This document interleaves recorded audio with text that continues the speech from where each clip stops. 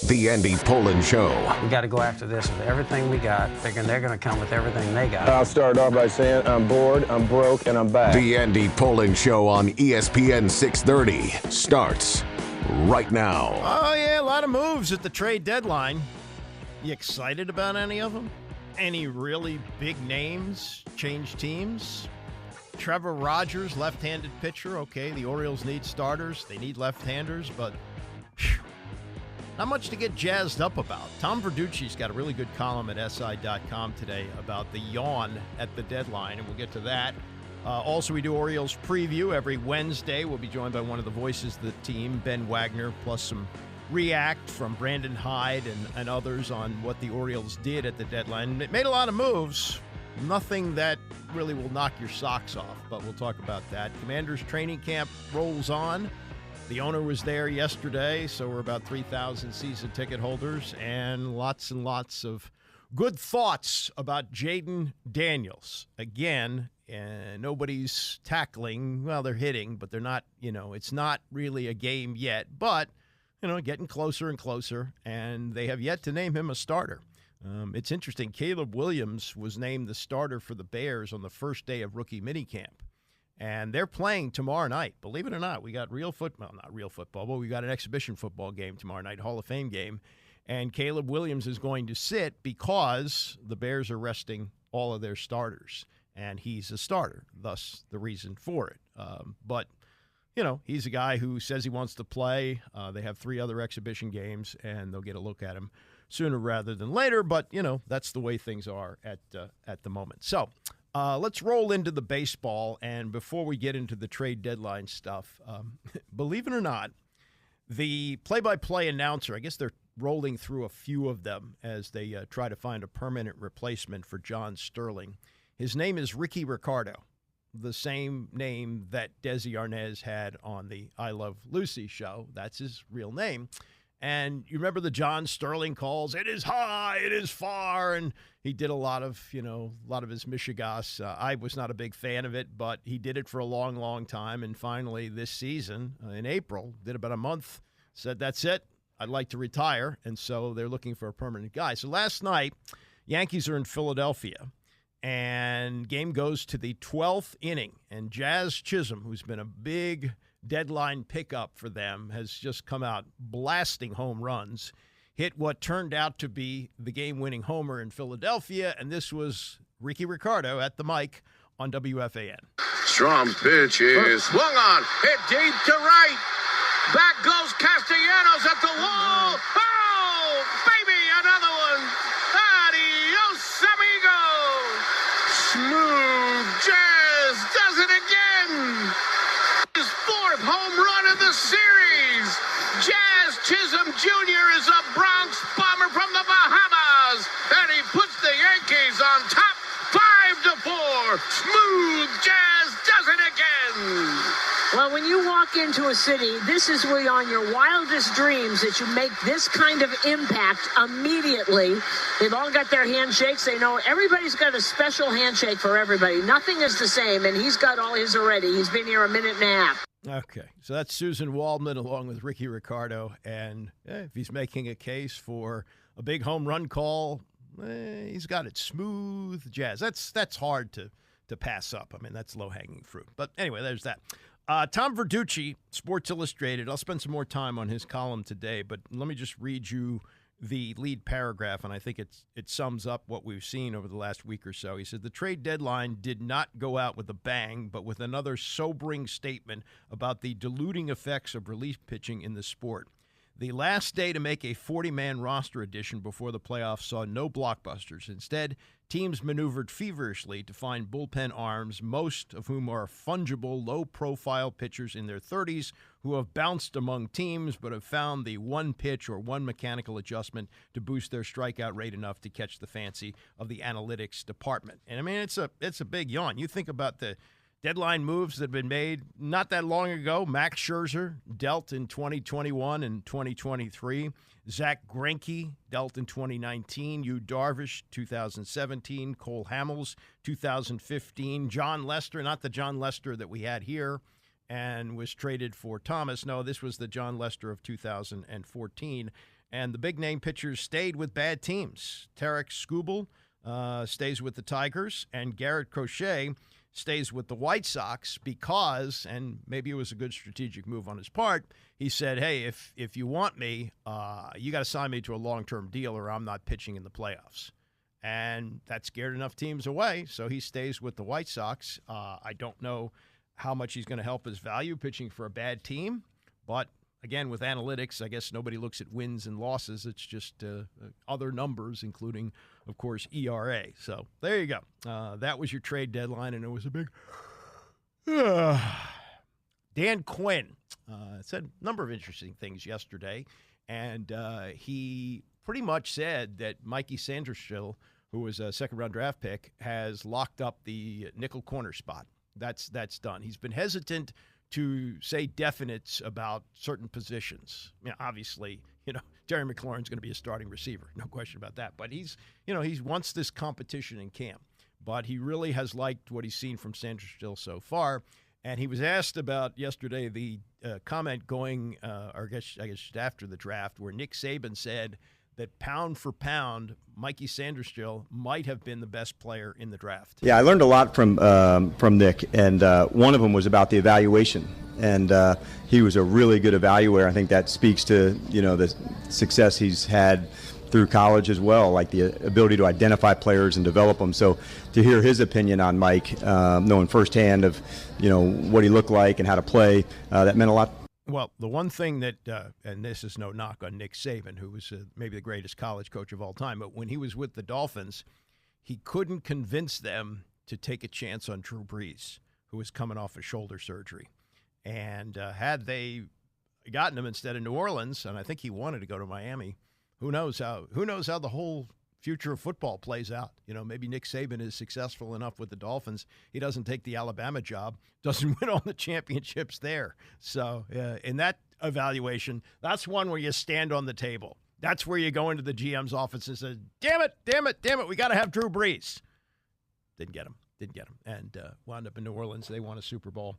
Rest is history. More from Dan Quinn, and this is on the rookie adjustment, not necessarily specifically Jaden Daniels, but what he's seen from the class of 2024. I could tell some guys were tight where they don't want to make a mistake. You see that where somebody's really wanting to do right, and in fact, you want them to play fast, make the mistake, and how fast, can you correct it and go back. So there's that balance for that. But by and large, there's not a lot of mental errors from these guys, Chick. So they do know it. They've put the work in. Now we're going to keep encouraging them to push it to max speed to see where they can take it. But overall, as a class, they've really put in good work. I like the bond that they've had. And for the players, they've got some really good mentors as well. These, you're not going to see a lot of hazing and that kind of stuff. These are not pledges. They're little brothers that they're bringing along to help us win. And that's the only reason any of us are here. And so I wanted to make sure I was very clear about that. Yeah. Where has the hazing gone? Not that it's necessarily missed, but they did used to tape rookies to the goalpost. That used to be part of it. Maybe they still do that at the end of training camp. We also had LeVar Arrington, who I think was taped to the goalpost, and they put shaving cream in his eyes, and he had some kind of eye condition where he had like a hard time recovering from it. So, maybe that stuff has gone out the window, and probably good riddance. I mean, these are guys who are all highly paid members of a big money corporation, and rookies play now. And the leader of this team, they hope, is going to be a rookie in Jaden Daniels. This was Zach Ertz the other day. Zach Ertz, the tight end who they signed and knows the Kliff Kingsbury system, having played for him in Arizona. And he talked about what he's noticed about the Kingsbury now with Washington versus what he saw as a head coach in Arizona. Yeah, I don't think I've ever seen Kliff so happy. He seems like he's refreshed. Every time he goes out to the practice field, he's eager. He's excited to work with the quarterbacks every single day. He's putting them through individual every single day. And so I truly believe that maybe that break from everything last year and him able to get this job and work with Jaden and Marcus and Sam and Jeff every day has really almost rejuvenated him. And I think I'm in the same boat. It's been extremely fun to be here. I feel almost like I've gotten younger since I got out here just because how much fun I'm having every day. And so I think Kliff and I are kind of in the same boat in that regard. I believe, and I can't be 100% certain about this, but I believe this because I think that there was some input from Quinn on this, but essentially, I think the hire of Kliff Kingsbury was an Adam Peters move. I think he had a lot to do with it, but they have agreed to work together. Quinn, I would hope that this works similarly to the way it worked with Richie Pettibone and Joe Gibbs, that Quinn is in charge of the defense, kind of in reverse because Gibbs was the offensive guy, but he left the defense to Richie, and maybe they leave the defense to Ertz. This was Quinn responding to what he heard about Kingsbury from Ertz the other day. Yeah, it's been excellent for me to have guys like Kliff and Anthony, who's also sat in the chair and maybe pass along something. This is what I saw. This is an idea or something that may have come up. So guys like that have had that experience has been super valuable for me. Seeing around the corners and being ahead of things, and so the communication with Kliff has been really good. Yeah, you mentioned Anthony Lynn, and there have been coaches here in the past who have avoided having former head coaches on the staff, because when you have that, it's a pretty easy move if you have to make a coaching change. And I don't think this has anything to do with it, and I think Quinn is secure in what he's doing, but having two head coaches, former head coaches, working with the offense, as Lynn is the running game coordinator, just adds those different levels. And some guys might have an issue in stepping down in that way. They look at a way a head coach runs a team and they think to themselves, oh, that's not the way I would have done it. Of course, the reason they're available to be assistant coaches is it didn't work out for whatever reason as a head coach. This is more on the development of Emmanuel Forbes. Forbes was the first-round pick last year, and if you had to make an analysis now, you'd say bust. I mean, he looked really, really bad at times, and getting worked over like he did against Philadelphia, a couple of other teams before he was benched again. They say he's put on 17 pounds, and he's also said he's worked on the mental side of the game. And this was Quinn on Forbes, and he said something interesting, which we'll get into here in a second, about what Roger Federer said at a graduation speech. Quinn on the mental side of playing corner. That position, you better have confidence. And if you're out on the freeways, there's going to be speed and there's going to be plays. So knowing that you can get right back, if a play happened and it was allowed, how quickly can I get back to play the next play? We had showed the team a clip, I don't know if I brought this up in a previous presser, about Federer in a commencement address that he had about, he won 80% of his games, but only 54% of his matches, or of the points, excuse me. And there was a lot of value to that, knowing that, not every play is going to go your way. Even the best of the best have some that don't go, and how quickly the next one matters. And so I think at corner and quarterback, those two positions, everybody knows how you played. But how quickly you can get back, to the next play. And so to have the mental strength like Emmanuel was talking about, that's a really big piece of the game. This is the exact quote from the Roger Federer graduation speech that he gave at Dartmouth a few months ago. And it went viral. There's been millions and millions of views of this. He said to the graduates at Dartmouth, "In the 1,526 singles matches I played in my career, I won almost 80% of those matches. Now I have a question for all of you. What percentage of the points do you think I won in those matches?" The answer, 54%. In other words, even top-ranked tennis players win barely more than half their points they play. The truth is, whatever game you play in life, sometimes you're going to lose a point, a match, a season, a job. And, that is, and I did several years of radio with Darryl Green. Darryl Green in the Hall of Fame, 20 years as a cornerback with Washington. And as great as he was, and the pick sixes that he had and the great speed, he got burned. He got burned by Michael Irvin. Used to have big games against him because Irvin was so big. But he understood that you had to have a short memory, and that's how you last that long, that you give up a touchdown. Remember there was a game in the late 90s, 97, 98, where he gave up a touchdown at the end of the game, was the last play of the game to Denver. I forget, the receiver's name may have been Smith. I forget who it was, but he gave up a touchdown pass at the end of the game, and we asked him about it, and he said, 10 seconds after it was over, I forgot about it. I'm on to the next game. And that's how you play corner, and that's what the point Federer's making there is that, on all that winning, he didn't win on that great a percentage of the points. He had a lot of close matches, and he found a way to win the big ones. And he lost some, too. And, that's the point that he's making there. Last thing from Quinn, and I keep making this comparison to Jack Pardee. It's not just the ability to play linebacker at an advanced age, which Bobby Wagner is, but it's knowing where to be at the right time. That's really what you do as you get older. You lose something physically, but you're sniffing out the play basically as it's unfolding, so you're standing there waiting for whoever it is. So this is Quinn talking about what he's seen from Bobby Wagner and why he is so important to this team. One of the things that I've always admired about Bobby's game, and I learned this years ago from Ron Wolf, when he had retired and I was living in Atlanta, and I asked him to come down to training camp, and we're talking about linebackers who played square. It's like a word that sticks with you to go, and when you look at Bobby, you see how square he plays. It's really part of the reason that he's such a good tackler, because yes, the instincts to see it and go, but he's very rarely out of position, and so that's what I think makes him such an excellent tackler. And so one of the presentations to the team yesterday was on tackling, not just defense, but on special teams, and why the importance of that, and where did it begin? We're chest and shoulder tackling and using leverage. So Bobby was on that clip a few times along with other players, but I wanted to make sure if you're going to be a good team, you better be a good tackling team, and it takes a lot of work to do that. But Bobby's a pure example of that. How many times over the course of a season, and it could happen again this year, but how many times do you watch a game and go, God, they can't tackle anybody? And, maybe that improves this year, but I think having a guy who puts people in the right positions, that's so important. And the experience that Wagner has, winning a Super Bowl early in his career with Seattle, playing a bunch of years.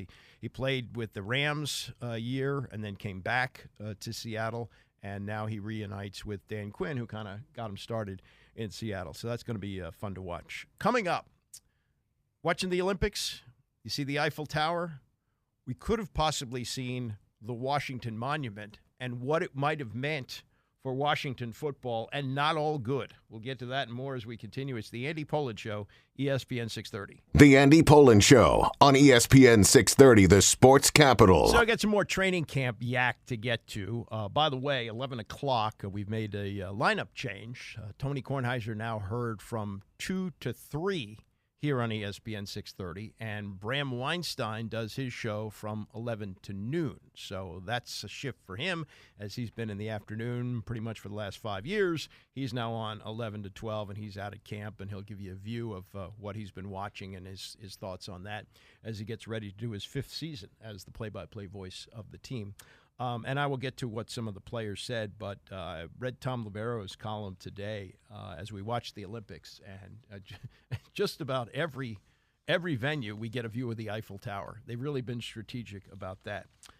Could we have seen in the 2024 Olympics the Washington Monument in a lot of those shots for the Olympics? Yes, we could have, because there was a plan that was not successfully executed, but that they tried 10 years ago to get the Olympics here with the backing of Maryland and Virginia. And they would have, venues in all 3 sites. But as part of the deal, there would be a new stadium built on the RFK site.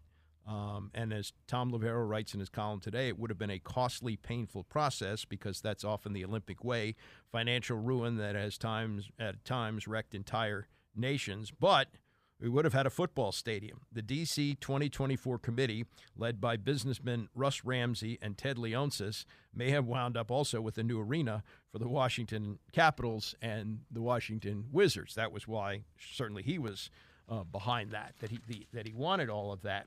And as Libero writes, the bid failed. Second time this century, the region passed over by the U.S. Olympic Committee. The winning bid went to Boston, but the taxpayers said, we don't want that. But as Tom writes, just imagine that if this gets built in time for 2024 Olympics, meaning, okay, let's say at the worst case scenario, it's not ready until the end of last season, right? Because that would have been in January, and whatever last-minute things they had to do to get it ready for July, it would have happened. Well, you know who would still be the owner of this team? Daniel Stinkin' Snyder. Yeah, probably would have happened. Snyder put out a statement at the time. We look forward to assisting the Washington Olympic Committee in presenting the nation's capital and the fabulous surrounding region to the Olympic sporting world. We are fortunate to have most of the venues needed in an internationally recognized city that is accustomed to staging high-profile events. He said, we have most of the venues. They didn't have a team. And this is 2024 that would happen, but it was in 2014 when this bid was being made. And, look at all that unfolded between 2014 and 2020 with the Washington Post revealing all the sexual harassment that went on in the organization, the name change, the drama, all that stuff. And while that might have still been in the wind and still reported, I think it's more likely that had that stadium been built for the Olympics, that Dan Snyder-owned teams would be playing in there, that unfortunately would have been the case. So it's kind of like, and look, I'm not one who really wants to see the Olympics here. The congestion, the traffic, all that stuff. It worked in L.A., but that was 40 years ago. I don't think big cities necessarily do well with this. And so on balance, I'd say it worked out very, very well that Washington didn't get it. Boston got it. They rejected it, and now it's being staged in Paris. And, the shots that they have of the city really look nice, really look beautiful. All right, more reaction from camp yesterday. Johnny Newton, very interesting story. He slipped to the second round because he had a foot injury at Illinois. And while he was recovering from surgery on that foot, I think it was the right foot, they checked the left foot. And they went, and this is just in the offseason. You got to do surgery on that too. So they did it, and you saw him at the off-season workouts and at minicamp. He was pretty much in a boot. While everybody was practicing, he was riding a stationary bicycle and didn't look promising that he was maybe even going to play all year. And just before training camp opened, he was still on the physically unable to perform list. But just before they opened camp, they took him off and said he was ready to go. And that was a nice, pleasant surprise. So yesterday was his first media availability, I guess, since the draft, and he discussed the comeback from surgery on both feet. It felt really good to be out there. I've been watching since OTAs, minicamp, so it felt good to get back out there, with the guys' family. They've been giving me great support, everybody in the locker room, everybody in the building, really. So just to get out there and compete, it felt really good to get off. What was it like? Because you had that procedure on the other foot in January. When you had to get it again, what are your mentals at that point? And, where are you at in terms of the recovery? Are you clearly 100%, but where are you at in terms of getting back here full time? For sure. My thought process was just attack it. I attacked the first one, just get to it, get the recovery in so I could get back to work, Just taking things day by day. Honestly, really don't have anything planned. Just taking it day by day, seeing how it feels, getting back into that game speed, and like I said, just taking things day by day. When did you know that something was off with that foot, the second one? I honestly didn't. This guy, I was checking out the right foot to see if it was good, and then got an x-ray on the left one, both feet at the same time, and I found out it was like right before I got up here, but I never really felt anything. That's unbelievable. So you never had any discomfort or anything? No. Wow. Well, when did you really start to feel like yourself after you had the procedure? Immediately right after, Like I said, I done been through it before with the other foot, so I knew what to expect. I knew how to attack the recovery. I knew what it was going to take to get back to this state, and I did exactly that. Great training staff in there, great coaching staff. Everybody always came to check on me, definitely right after I had surgery. So it's comforted me, and I knew what my goal was and what I had to do to get back, so I just did exactly that. Well, if he turns out to be a stud, not that the Commanders have salary cap issues, but this could play a large role in the future of Jonathan Allen, who I believe is in the last year of his contract. He wants to finish his career here, wants another contract, as any player would.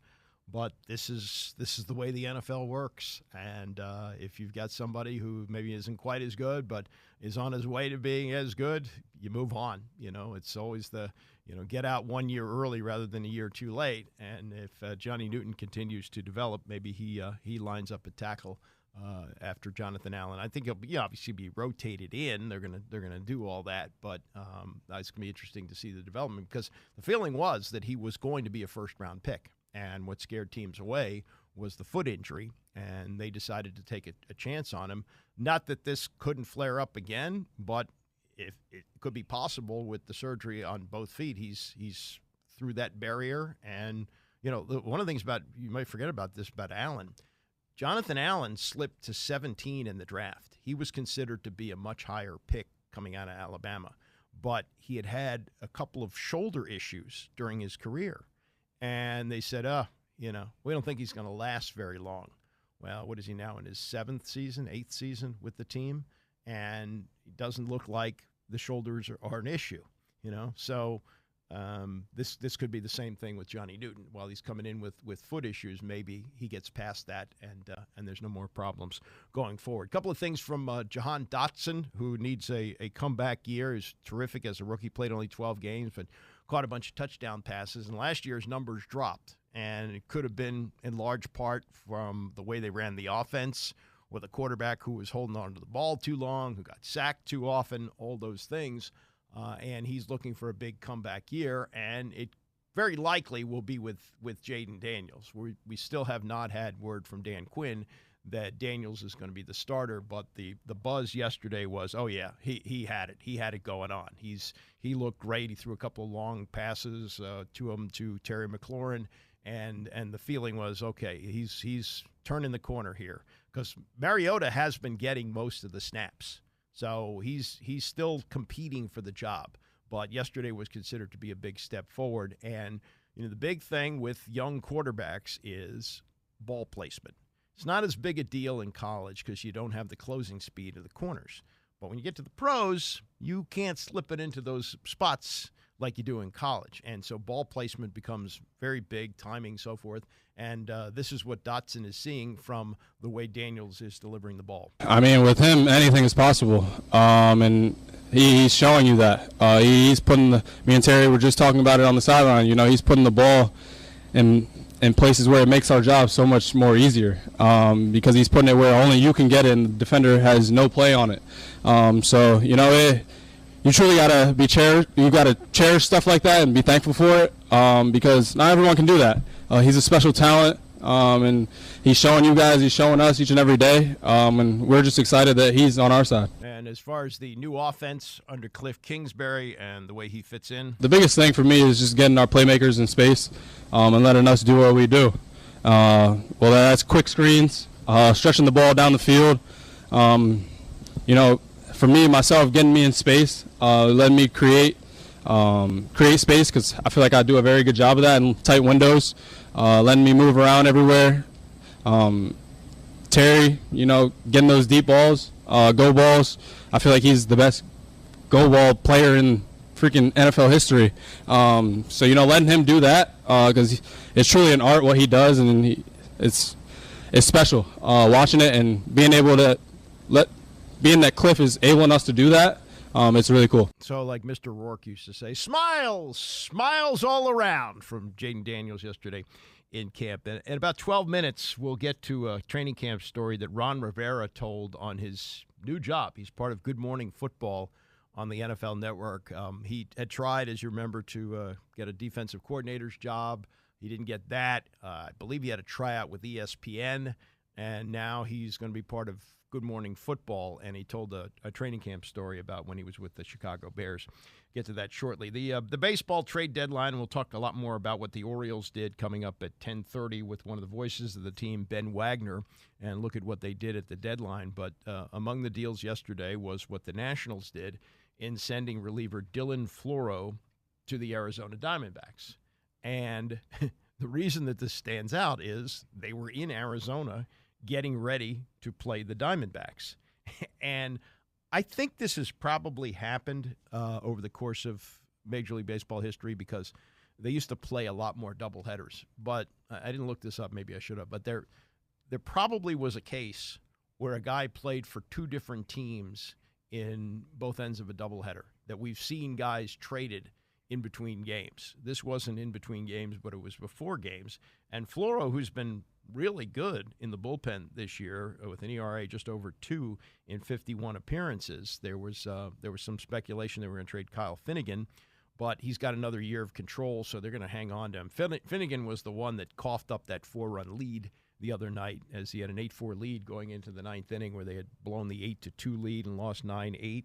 And I'll get to in a second what if you're not up to speed on how bad it was last night, where they lost 17-0, the biggest blowout in team history. But anyway, Floro is getting ready to play for the Nats last night against Arizona, and he gets called into Davey Martinez's office.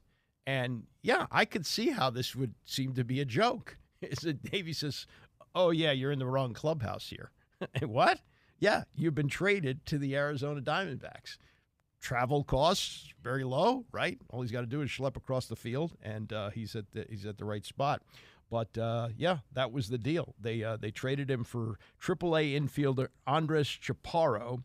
He's 25. He's played for a while. He's from Venezuela. Averaged .332 with 19 home runs in AAA this year. And, I guess you add him into the mix and see where you can fit him in, and maybe he's your future second baseman or third baseman or whatever. But, they are out of time in terms of being a contender. They're so way back. They're now 11 games under 500. But, that was just such an unbelievable not that it's more than one loss, but it's an unbelievable loss. They gave up 22 hits to Arizona, which is a team record. The Nationals, a team record for lopsided game, losing 17-0. And I thought, because Corbin had pitched okay, recently, his ERA is close to 6 now, especially after last night. But I thought he'd pitched well enough, and he's always been eating up innings. As bad as he's been since they won the World Series, and he was a major factor in them winning the World Series. Do not underestimate the role that Patrick Corbin played and how important it was not to re-sign Bryce Harper so that they could bring in Corbin, and Juan Soto filled in very nicely into the spot that Harper vacated. But since then, he's been crapola. And, second half of the season, not second half, but like the last month or so, he's been okay. Last night, horrible. He pitched 3 innings. He gave up 13 hits, 11 runs, 10 of them earned. Only 1 home run given up in all of that, which is even more remarkable. I mean, 13 hits in 3 innings, and was chased from the game. And they didn't even use a position. I'm surprised. I looked at the box score. They didn't use a position player to finish this up. Tanner Rainey pitched an inning for them. And the Diamondbacks, I thought, might be cool just to see if they could do that. I don't even know if they have a uniform ready for him, but you wonder, could Floro have pitched in that game? Maybe they didn't need him, not in a 17-0 game. But, that was really, really bad last night. And realize, what's happened to them in the last 2 nights, where they're up 8-2. They're up 8-4 going into the ninth inning, and they lose. And so in 2 games post-7th inning, the Nationals have been outscored by the Diamondbacks 24-0. 24-0. So today we'll see what Mackenzie Gore can do. It's a 3:40 game, and then I guess they got an off day tomorrow. All right, coming up, we'll get a lot into the Olympics. Mike Krzyzewski was on the Dan Patrick Show yesterday, coached 3 Olympic gold medal teams, and discussed the second guessing of Steve Kerr as the way he used his lineup, and also gave you his thoughts on what he thought was the best team that he had during the Olympics. Stay with us. It's the Andy Pollin Show, ESPN 630. All right, we have rolled out our new lineup, so in case you're not familiar, instead of Tony Kornheiser at 11 o'clock today, it's the Bram Weinstein Show, followed as usual by Greeny, and then Tony is from 2 to 3 today. We do Orioles preview every Wednesday. Ben Wagner, one of the voices of the team, will join us at 10:30. We'll talk about some of these trade deadline moves that were made. The Orioles were very busy, but really haven't blown anybody away, nor did anybody in Major League Baseball. It was kind of a yawner of a trade deadline, no huge names changing teams. And the question is, what's the effect it's going to be on the Orioles, who have a team that is capable of winning the World Series. They won 102 games last year. Even though they've struggled lately, they're still in first place over the Yankees in the American League East.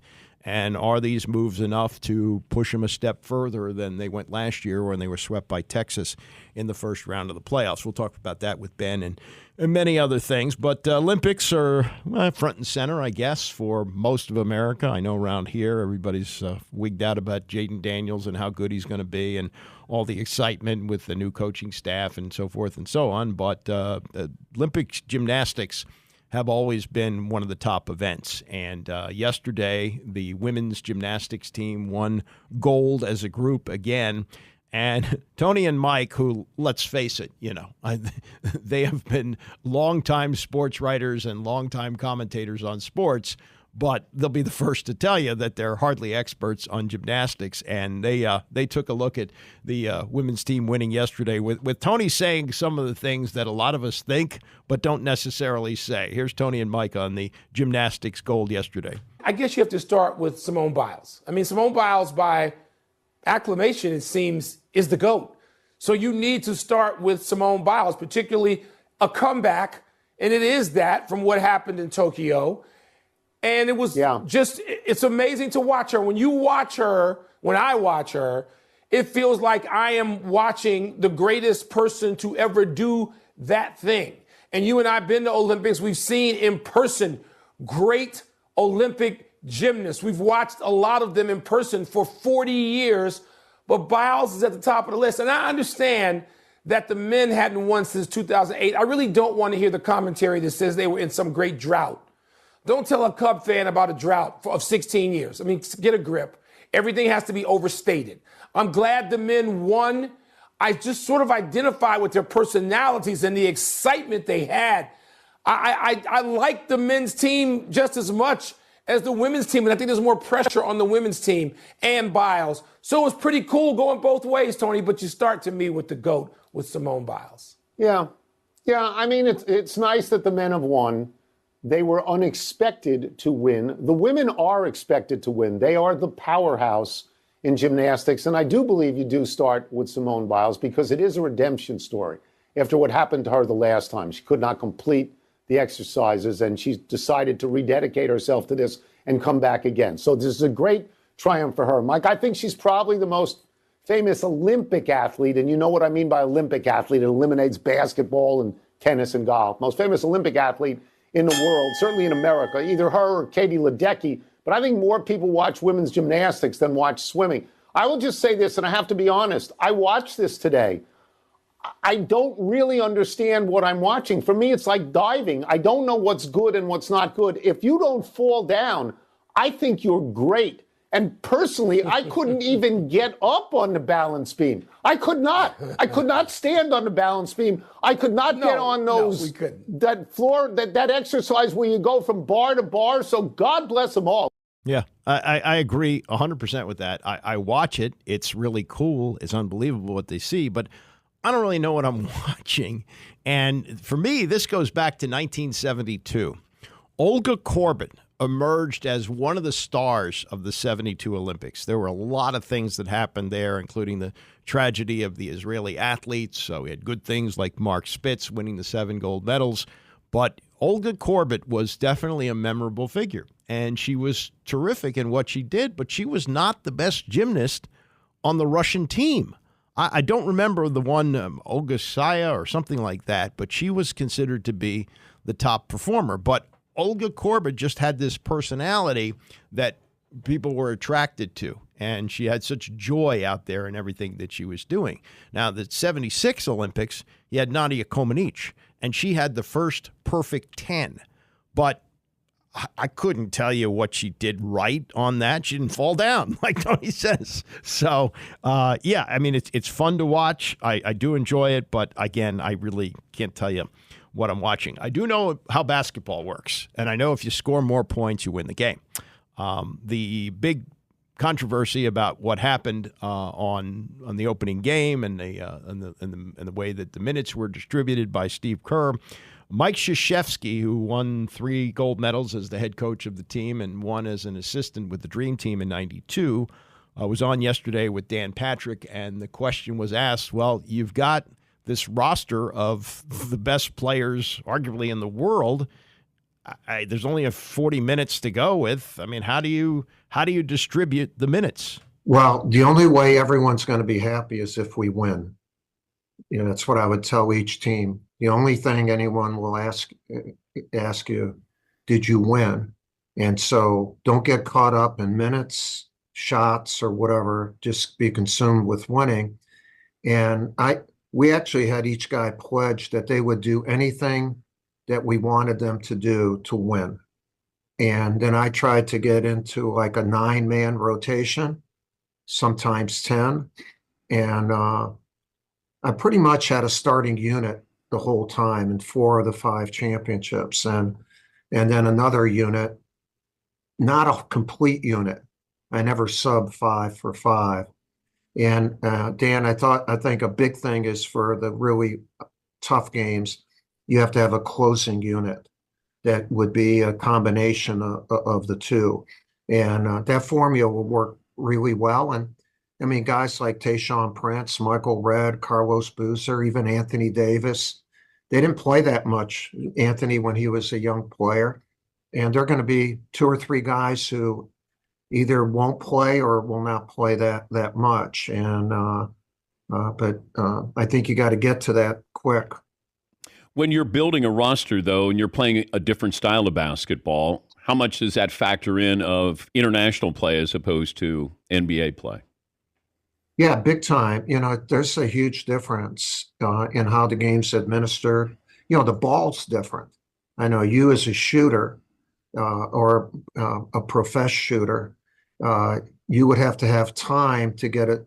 There's 2 more panels. It's different color. It feels different. And so really getting accustomed to the nuances of the game are really important. And I think a key thing is not to be positioned. You know, one thing about our country, we have probably the most positionless players. In other words, you know, like a closing unit in London for me was Durant, Kobe, LeBron, Carmelo, and Chris Paul. And Chris didn't play the point. Kobe or LeBron would have it. I think I could have coached those guys to a gold. I'm just saying. Well, you could have coached them. That doesn't mean you would have won with them. Yeah, I would have. I think I would have. Coaching them would. But anyway, I think I never got caught up in position, except like the big guy. If you were facing, usually Serbia had really strong big guys. We had to have a really tough center in there at that time. So that's part 1 from Coach K. Yeah, think about coaching those guys, and that's a much younger Chris Paul too. Man, not that this team doesn't lack talent, but yeah, that is an embarrassment of riches. This is part 2, and this is about the best team that he had. He coached 3 gold medal winners as a head coach, and Dan asked him what was the best team that he had. Well, you know, I was an assistant on the Dream Team, so I saw the magnificence of those guys and their professionalism and how they brought the NBA culture at that time into the Olympics. The teams I coached, starting with the Beijing team in 2008, the first team is always a little bit more special because you haven't done it before, and we had not done it for a while as a country. And then a number of those guys, then 5 of them played again in 12. And then when we won the world championships in Istanbul in 10, Durant was the star, and we had a lot of young players, and 5 guys from that team were on the 2012 team. So a key word that Jerry Colangelo, who ran USA Basketball, and I embraced was continuity. You know, and those guys gave it. And that's what LeBron is giving right now, and Kevin, Anthony Davis. Steph, you know, a lot of people don't realize Steph was part of 2 of our world championships in 10 and 14. So he understands international ball, and he wants to win a gold medal. Having those 4 veterans is huge as far as the continuity aspect. talking to Mike Krzyzewski. Go back to the Dream Team, and it felt like there was like tangible moments where Bird and Magic and everybody else realized that all of a sudden Mike was the new sheriff in town, and that there was almost this begrudging handoff of that guy's the best player in the world. Well, they weren't at the same age at that. Jordan was more in his prime, although he's always in his prime. And I shouldn't even said that. He was Jordan then, and where Larry was really had a lot of back problems then, and Magic had been all out for a year, and so not that they were at his level at that time, but if they were in their prime, all three of them, I'd take those three guys to start any team. If you could pick one of those three, that one would go to Duke when you were there. Oh, I'd take any of the three. No, you got first pick. Yeah. Well, who's going to stay for 4 years? Okay. Jordan only stayed for 3. I wish he'd only stayed for 1 at Carolina. How about they're going to all stay for 3 years? Magic, Larry, or Mike? No, I can't pick one. Yeah, I can't pick one. I love all three of those guys. Like, you're talking about 3 of at least in the top 6 or 7 in the history of the game. I mean, Magic is probably the best point guard ever. Jordan may be the best player ever, although Kobe's right there and LeBron. And Larry was just unique, like he's, and you talk about being a competitor. Yeah, there aren't as many players like that anymore. I'm telling you. Why? I don't know. I don't know. And not that there isn't talent, but like, I don't know I saw something yesterday where the salaries, and these guys deserve it, of our Olympic team for next year, the guys on it are something like $500 million when you combine for the year, the 12 guys. On the Dream Team, it was $35 million. So for the whole team. And so I don't know if there was you didn't just play for money. They loved the game. And I wish we would have, I think we have a number of guys who love the game, but in youth basketball and even college, I'm not sure the love of the game is the impetus to be good all the time. Yeah, and like Durant loves the game. Durant, if he's walking by a gym, he's got to go in and shoot. He's got to play every day. And I wish that I would see that more, in the young players. Now, again, not that there are players like that, but it was almost like everyone was like that during that time period. Well, recognize this. When Bird, Magic, and Jordan played, there's no such thing as load management. Jordan used to play a full season. Magic played a full season. Bird played. They played every game. You were expected to. In fact, back in those days, the Lakers would have things wrapped up, and they tried to rest Magic for a couple of games down the stretch. David Stern fined him for doing that. Well, now it's totally different. So that's I think, a big factor. And then the American angle in basketball. We still have great players coming out, and we're still producing great American stars, but international stars are becoming bigger and bigger in the game. And actually, Krzyzewski, in his retirement from Duke, says to Dan Patrick that he's actually part of an effort to do something about that. Many states don't have shot clocks, and that's a mistake because you have to learn to play the game. The only way you learn to play the game is to have plays and play. So we're trying to unify that and change how the young American player is being taught and coached. They play a lot of games, but they don't practice a lot. And you'd be shocked in and pleasantly shocked in like France, Germany, Lithuania, these countries. From young age on, these kids are really coached well, and they're brought up the right way. Ours is still, Dan, ours is based on a scholastic system where, in other words, like for men's college basketball, it's crazy. You can practice 20 hours a week in season. And then you can't practice at certain times. Then in the summer, you can practice 4 hours a week. You got to be kidding me. Like, that has, what the hell's happening, man? If a kid is playing the piano or is in acting and he wants to work 60 hours, he or she wants to work 60 hours a week, no one's stopping them from doing it. I think it's the next, once they get all this stuff, whenever they get the stuff done, whether they're contracted employees or whatever they are, the next lawsuit is going to be, you mean I can't be coached more than 20 hours? I mean, it's stupid. It really is. It's so bad. And we're doing some things to try to change that. It's Mike Krzyzewski on the state of American basketball and what he's trying to do about it. Isaac Harris is with us today and played high school and college basketball in the United States. So what do you make of what Krzyzewski says there?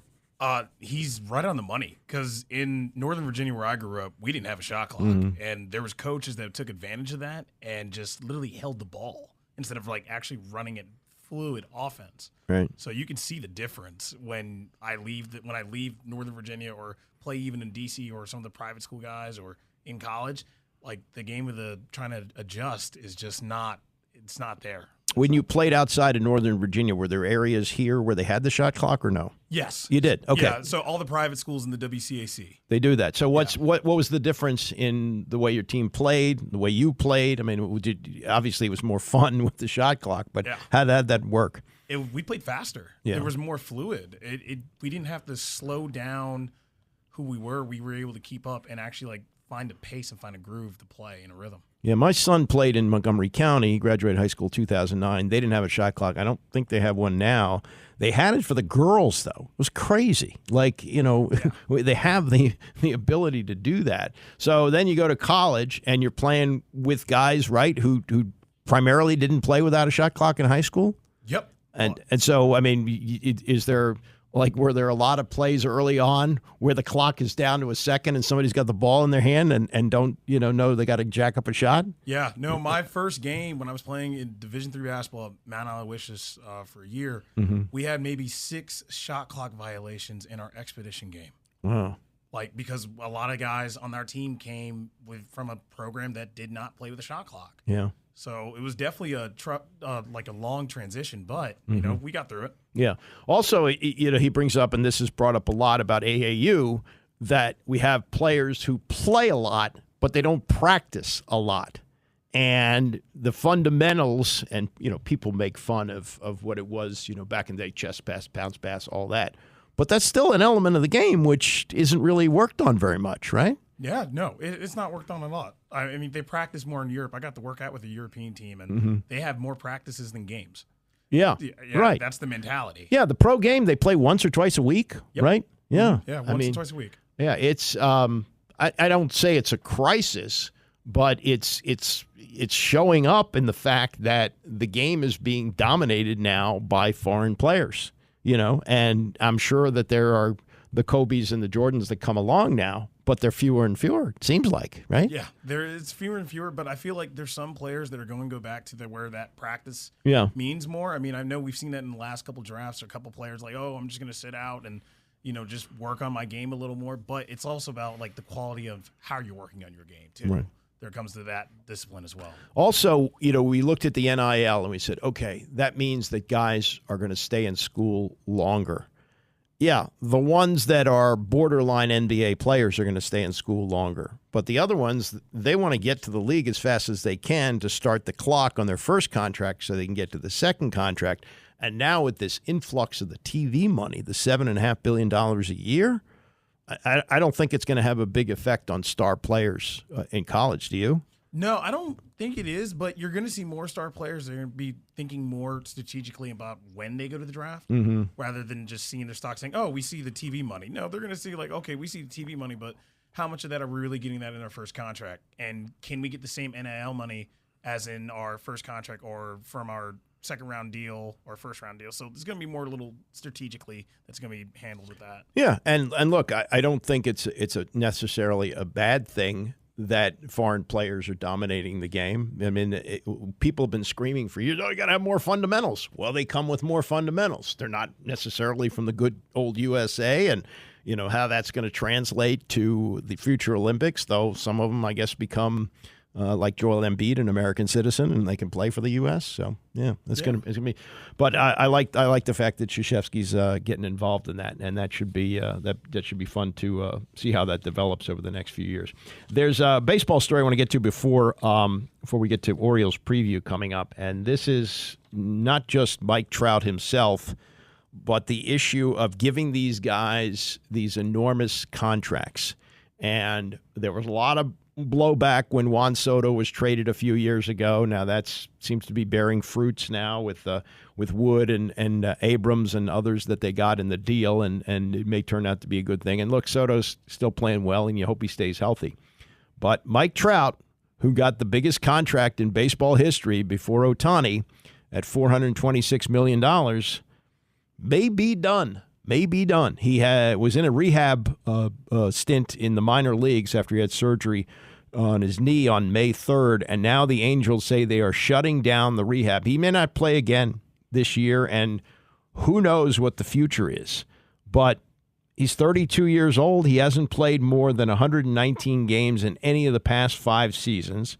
He's making $37.1 million in the 6th year of a 12-year, $426 million contract, and he's going to get that each of the next 6 seasons, whether he plays or not.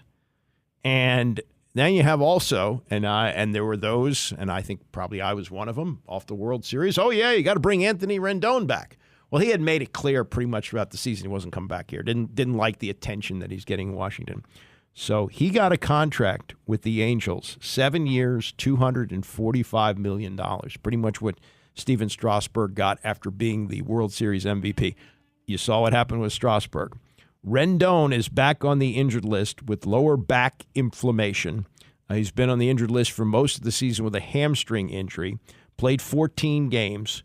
He's 34 years old, has not played more than 58 games in any of his 5 seasons with the Angels after signing that $245 million contract. When he got to California, he was a .281 hitter, 158 home runs, 663 RBIs in 12 years.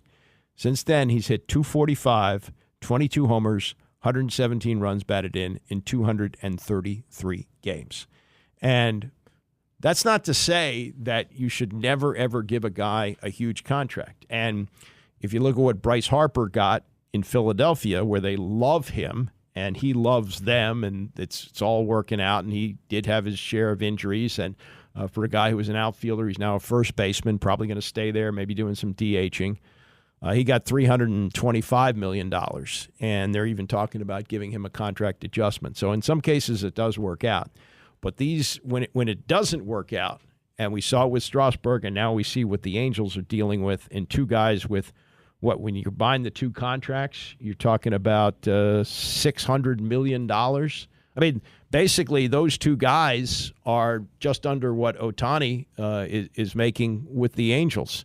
And he's got all that deferred money, which works out for him, for sure, and tax purposes, and works out well for the Angels. But the cautionary tale of Mike Trout, who by the way, is probably a Hall of Famer, but because he's only played 3 postseason games, and when he does play, he's playing in mostly the Western time zone, nobody really realizes him. He's one of the most invisible stars in the history of baseball. And you could say, well, Ernie Banks never played in a postseason game. Yeah, but he played for the Cubs, and the Cubs were a high-profile team. And certainly in 1969, when they were battling the Mets, people knew about him. But, man, that is something that if you are an owner, you go, man, I'd like to have him. Does he draw people to the ballpark? Yeah, maybe. I don't know. Ohtani certainly does, and that's one of the big factors with the Dodgers signing him because of the international dollars that come in from Japan and all that. But, man, when you look at the Angels, you go, Jesus, look at all that money that's sitting out on the injured list. Crazy. Orioles preview next. Ben Wagner will join us. It's the Andy Pollin Show, ESPN 630.